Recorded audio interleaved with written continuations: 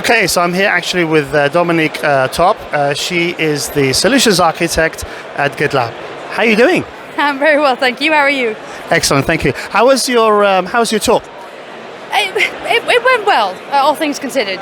There were some technical challenges, unfortunately, that I only found out about when I was there trying to mic up. But that's always the case, isn't it? It's technical problems at a technical conference is always yeah. Why would that happen? But it turned out for the best in the end. I had to sign in to different places, the mic, the Macs, whatever. Anyway.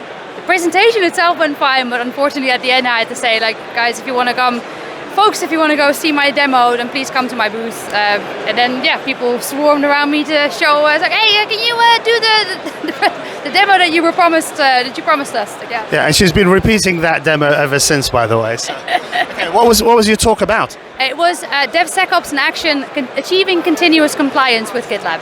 Okay, and is that something that you guys are kind of quite strong on at the moment? Are you focusing on that with your customers? Oh yeah, absolutely. Like I work as a solutions architect. I work with a lot of companies in the enterprise segment across all of Northern Europe, but majority, financial institutions, automotive, retail, but all fairly large. And some of these companies will have very specific, stringent security and compliance requirements.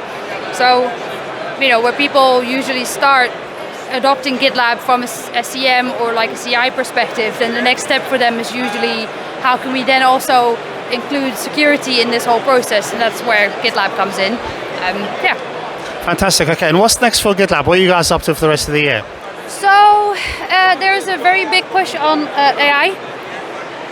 So there's a lot of things that we are trying to include in our AI, in our GitLab flow, that is about AI, so not necessarily just code suggestions, but also stuff like explain this vulnerability, which is one of my favorites. So in your merge requests, when people are, one of your scans has found something and you don't know what's going on because I'm not a security expert, click a button and then our AI or like GitLab Duo will then explain to you what the vulnerability is, what the impact of the vulnerability is, right. Potential fixes, stuff like that.